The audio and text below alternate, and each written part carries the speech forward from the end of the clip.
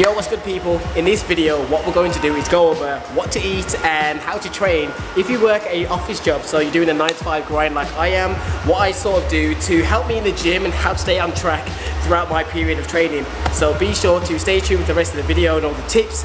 But anyways, cue the intro, people. Here's the morning shape. Slowly trying to get in those abs. One day they shall arrive. But yeah, I'm getting ready for work right now. And the legs that. Today's gonna be a full day of eating, but how to kind of balance it when you work a 9 to 5 job. As some of you know, that's what I do. And I'm running late for work, so I thought why not kind of show you guys my 9 to 5. So stay tuned.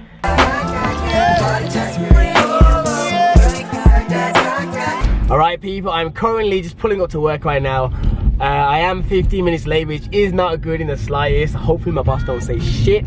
So for this full day of eating, obviously when I'm in the actual work building, I can't film too much because, you know, I don't want to get fired for you guys.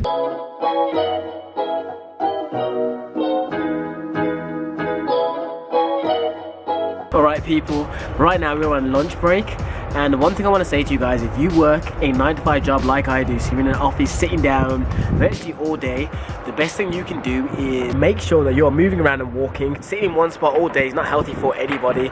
Like right now, I have no reason to leave, but it's my lunch break and I've already got all the food I want to eat in my building. But I want to go for a walk, so I'm going to go outside on lunch, go to a walk, probably go to Lidl, see if they've got anything new in there, see if there's any new foods I potentially eat.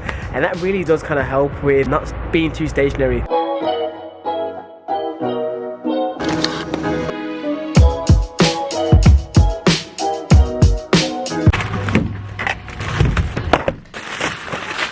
There you go, quick little shopping done. I'll show you quickly some of the stuff I got. The gala apples you saw me pick up. The reason why I like having apples at work, gala apples in particular, is because they're fairly low calorie and they do fill you up quite a bit. Yeah, so far the day is almost 2 p.m. and all I've really had, which was only about an hour ago, was one whole gala apple and a protein bar. The only other thing I'll probably eat at work is potentially some cereal. I normally have like my main big meals when I go home, like a lot of protein, a lot of meat. Anyways people, what I'm gonna do now is go back to my work desk, get the day done so I can go home, show you more interesting meals. Then I'll go over the main tips I believe it helps me with having a 9 to 5 job and still trying to stay in shape. I'll see you guys when I'm at home in like 3 seconds. And we are now at home, so what I'm going to do now is show you the next meal, which is going to be steak and egg whites. Super fan favourite of mine, super high protein meal, no carbs. Let's get it. It's a really tasty meal as well. And the good thing about steak and beef I've noticed is that you don't need to really overly season it. Like the meat itself just tends to taste flavoursome. So it kind of saves you calories on like doing loads of seasoning like I normally would with something like chicken.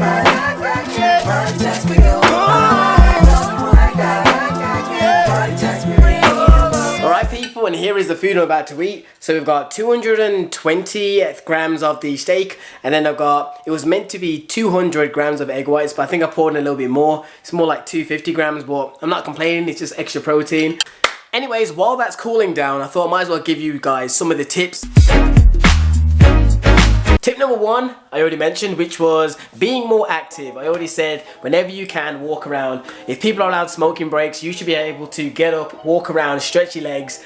And overall, it's good for your health, so do that. Number 2 now, which was planning your day. And by that, I mean the whole day. So you've got your nutrition bit, which I mentioned. Be sure to kind of, on MyFitnessPal, have all your stuff written down, what you're going to eat and what you're meant to hit. So throughout the day, you already know what you're eating. In the morning or the day before, put in all the foods. So I already know, there's no stress in my mind. Because often, if you don't know what you're going to eat, you're often going to slip up. Meal prepping is also a really good thing that people can do, especially if you're prone to cheat. Like if you're one of those people that during the day, if you go to Tesco or Asda, whatever store you shop at, you're more likely to like, something's going to grab your eye, you're going to end up eating that instead. Meal prepping is a good option because if the food's with you at work, there's no reason why you can't eat it. If it's a case of putting it in the microwave or eating it at your desk, whatever you've got to do, there shouldn't be no excuse. So meal prepping is decent. Another tip you can try, which I sort of do during the week, is intermittent fasting. It really can stop you from craving snacks, because I know people at work often, they get like the odd chocolate bar, they get the odd packet of crisps, and it kind of gets you in that snacky mode.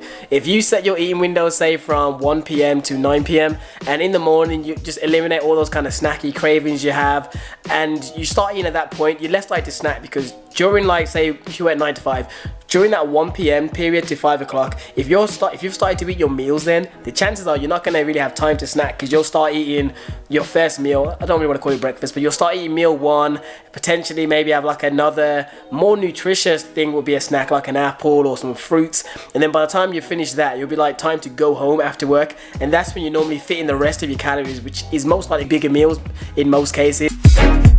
Alright people, it's time for another meal. And what I'm going to be having is some turkey mince from Lidl. I'm going to have half the packet, so that's 225 grams. And then what I'm going to have that with, this veg I used to always rave about, the seasoned mixed vegetables, and it's Mexican style. I used to get it from Lidl all the time, but they're always out of stock. Right, and that brings us on to the next meal. This is a turkey mince fajita. So one is in a fajita wrap, and the other one's on the side. The reason I've only got one wrap instead of having 2 is because those wraps are going to push me over on carbs if I have 2 of them. Each wrap is I think like 178 calories, which is quite high, and I think like 30 carbs each, so that is what I'm going to be having. Boom, boom, boom. Got a tiny bit of barbecue sauce in there. The seasoning for the turkey mince, I use this little packet. You get it from Tesco. I think it's like 40 or 30 pence. It's really cheap, and you don't have to use the full packet. Use maybe a fifth of it. It says a quarter, but I've been using a fifth. And if you don't like vegetables, like you really can't stand them like I do, try out this veg from Lidl. It tastes fairly good. And one more thing I'm gonna eat before I go to the gym, if I can squeeze it in, is my dessert, which is going to be 3 protein pancakes with some peanut butter and some syrup. One thing I didn't mention actually is drinks. I see all my people at work do it all the time.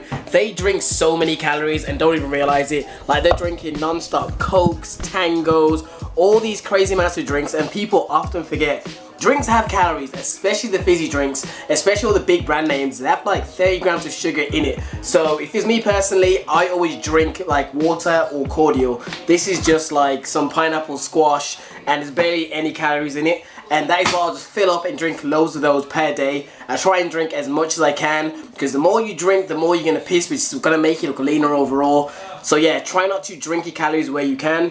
The odd protein shake here and there is fine, but don't drink like loads of fizzy pop. I forgot to actually show you guys actual pancakes.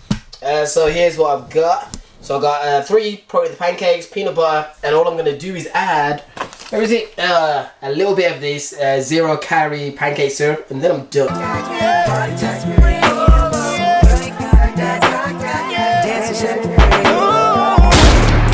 This is America. Don't catch you slipping now. Don't catch you slipping now.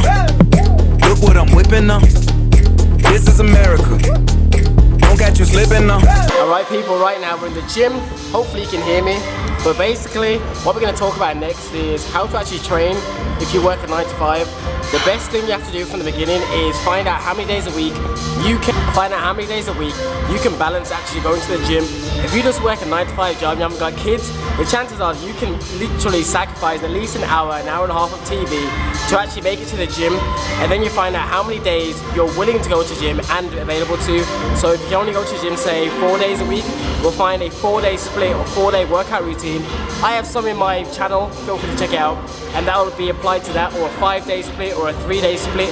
It all comes down to how much days you have available. Say if you have 3 days available, a good routine to follow is something like a full body routine 3 days a week. If you've got 4 days available, probably an upper body, lower body split. So you're doing 4 days a week, but like 2 of them are upper body training, 2 of them are leg training. If you've got 5 days a week, push, pull legs, upper, lower. Don't catch you slipping now. Look how I'm living now.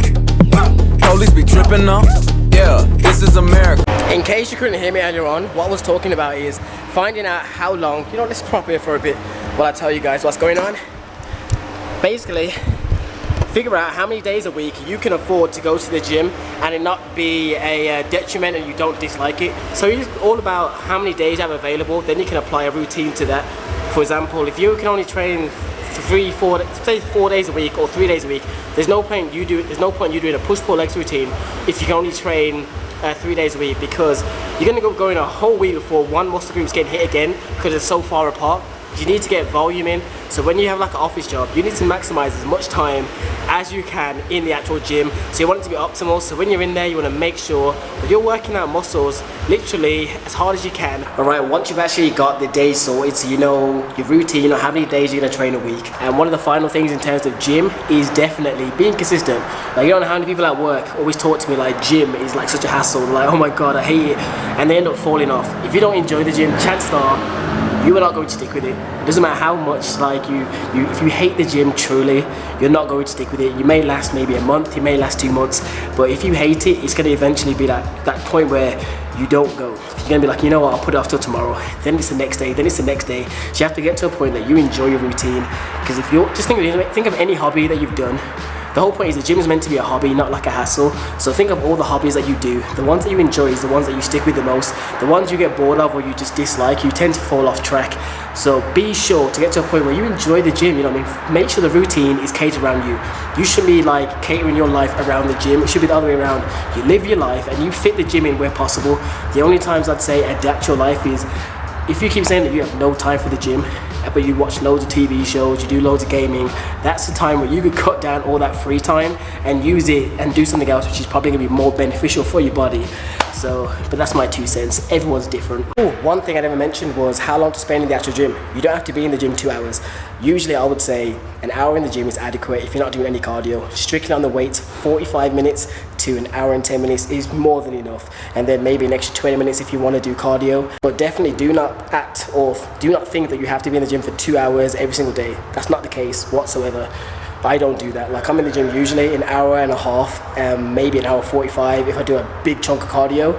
But anyways, what I'm going to do is finish up my workout right now because I want to still make these gains. Then I'll get back to you guys when I'm at home. I've still got maybe 30 minutes of training left and then I've got 30 minutes of cardio to do today. Alright people, we are now wrapping up most of the video. And what I'm going to do is end on some a protein shake. So we're going to have some almond milk. For those of you that don't know, the reason I drink almond milk and not semi-skim milk is purely just to save on calories. It's a lot lower. I think it's like, yeah, it's about a third, I think it was. So per 100 milliliters of this is 13 calories, pretty damn low. So I like having this when I'm trying to get a little bit leaner, trying to get them shreds out. Save on calories. So I normally have like 100 to 150 milliliters of almond milk. In terms of what brand of protein, to be honest, I'm not gonna say I have a particular brand that I always support. I use whatever's like a top brand. Like I use like My Protein, Protein Dynamics, Muscle Foods one, bulk powders. A lot of them are very similar in terms of the actual macro profile. So I normally use any one of those. It normally comes down to the flavor. For the most part, I don't really depend on protein shakes for getting my protein in. I focus on meals. But lately my appetite hasn't been there to eat loads and loads of food. So in that case, protein powder can be beneficial in that sense. But I think that sums up the day. I don't think there's anything else I need to show you for this full day of eating. You don't need to see me drink the whole thing. I'm gonna drink it, vanilla flavour.